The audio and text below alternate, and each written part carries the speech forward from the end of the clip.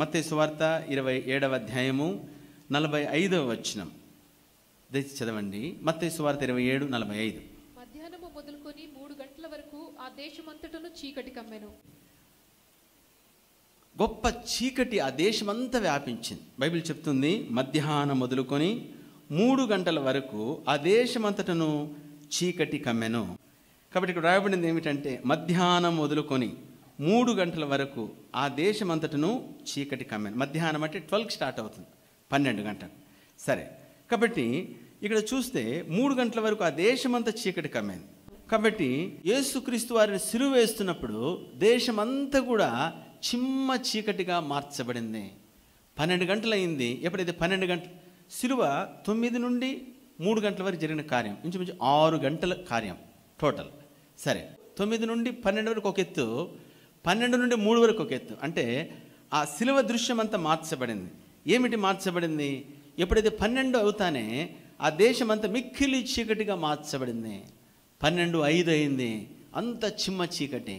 1 గంట అయింది, దేశమంతా చిమ్మ చీకటితో అంతా కూడా కనబడకుండా ఒకరికొకరు గుర్తించలేనంత చీకటిగా మార్చబడింది.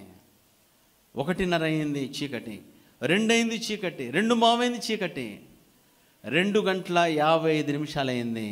అయినా చిమ్మ చీకటితో ఆ దేశమంతా అలుముకొని ఉంది. బైబిల్ చెప్తుంది మన చదివిన వచనంలో ఏమని, మనసు చదవండి. మార్కు 15:33. మధ్యాహ్నము మొదలుకొని 3 గంటల వరకు ఆ దేశమంతటను చీకటి కమ్మెను. 3 గంటల వరకు ఆ దేశమంతటను చీకటి కమ్మెను. ఎప్పుడైతే 3 గంటలు అవుతుందో, 3 గంటలు అయితేనే ఆశ్చర్యకరంగా ఆ చీకటి అంతా తొలగిపోయి గొప్ప వెలుగు ప్రకాశించడం ప్రారంభించబడింది.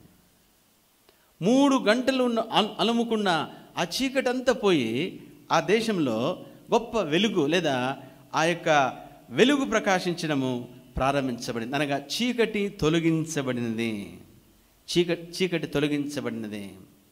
కాబట్టి చీకటి దేనికి సాదృశ్యం అంటే, ఇది అపవాది అధికారము, చీకటి శక్తుల, వాయుమండపు శక్తుల అధికారానికి సూచన, లేదా ఆ యొక్క అపవాది యొక్క అధికారానికి సూచన. కాబట్టి యేసయ్య సిలువలో తన ప్రాణం ఇస్తున్నప్పుడు అపవాది శక్తిని ఓడించాడు. సిలువ శక్తి అపవాది శక్తిని, చీకటి శక్తులను, వాయుమండలపు శక్తులను, లోకంలో ఉన్న ప్రతి విధమైన చాతబడి, చిల్లంగి లేదా భౌతికమైన సైతాను దూతల యొక్క ప్రతి శక్తిని సిలువలో ఆయన ధ్వంసం చేశాడు. ఈ భూలోకములో ఆవరించి ఉన్న ప్రతి దుష్టశక్తుల ప్రభావాన్ని సిలువ శక్తి ధ్వంసం చేసింది. చీకటి పటాపంచులైంది. బైబిల్ చెప్తుంది ఇంచుమించు 12 గంటల మొదలుకొని 3 గంటల వరకు ఆ దేశమంతా చీకటి అలుముకొని ఉంది. 3 గంటలకు ఆయన సిలువలో ప్రాణమిస్తున్న సమయంలో ఆ చీకటి పటాపంచులుగా మార్చబడింది. కారణం ఏమిటంటే సైతాను యొక్క అధికారము, చీకటి శక్తుల యొక్క అధికారాన్ని ఓడించాడు యేసయ్య. చీకటి శక్తుల యొక్క అధికారాన్ని జయించాడు యేసయ్య. కాబట్టి ఆ యొక్క చీకటి తొలగించబడింది. మత్తయి సువార్త 4వ అధ్యాయము 16వ వచనము తర్వాత ఆఖరి భాగం. మత్తయి సువార్త 4వ అధ్యాయము 16వ వచనము ఆఖరి మాట చదవండి. మన్న ప్రదేశంలోను మరణఛాయలోను కూర్చుండి ఉన్న వారికి వెలుగు ఉదయించెను. చీకటిలో కూర్చున్న ప్రజలు గొప్ప వెలుగును చూచిరి. చీకటిలో కూర్చున్న ప్రజలు గొప్ప వెలుగును చూచిరి. అలానే అపోస్తుల కార్యములు 26వ అధ్యాయము 18వ వచనం. అపోస్తుల కార్యం 26:18. వారు చీకటిలో నుండి వెలుగులోనికి, సాతాను అధికారం నుండి దేవుని వైపుకును తిరిగి. హల్లెలూయా. వారు చీకటిలో నుండి ఎక్కడికి? వెలుగులోనికి. అంటే సాతాను అధికారములో నుండి చెప్పండి, దేవుని వైపునకు తిరిగిరి. That is the cross, the power of the cross. కాబట్టి సిలువ శక్తి ఏమిటంటే, ప్రతి ఒక్క శక్తిని, ఈ లోకంలో ఉన్న ప్రతి ఒక్క చీకటి శక్తులను, ప్రతి ఒక్క వాయుమండలపు శక్తులను, ప్రతి ఒక్క అపవాది యొక్క శక్తిని విచ్ఛిన్నం చేసిన శక్తి యేసయ్య సిలువ శక్తి. యేసు సిలువలో అపవాది యొక్క ప్రతి శక్తిని ఓడించాడు, పటాపంచలు చేశాడు. కాబట్టి అప్పుడు దాకా ఉన్న ఆవరించున్న చీకటి తొలగించబడినది. యెషయా గ్రంథం 9వ అధ్యాయము 2వ వచనం. యెషయా 9:2. చీకటిలో నడుచు జనులు గొప్ప వెలుగును చూచుచున్నారు. హల్లెలూయా. చీకటిలో నడుచు జనులు గొప్ప వెలుగును చూచుచున్నారు.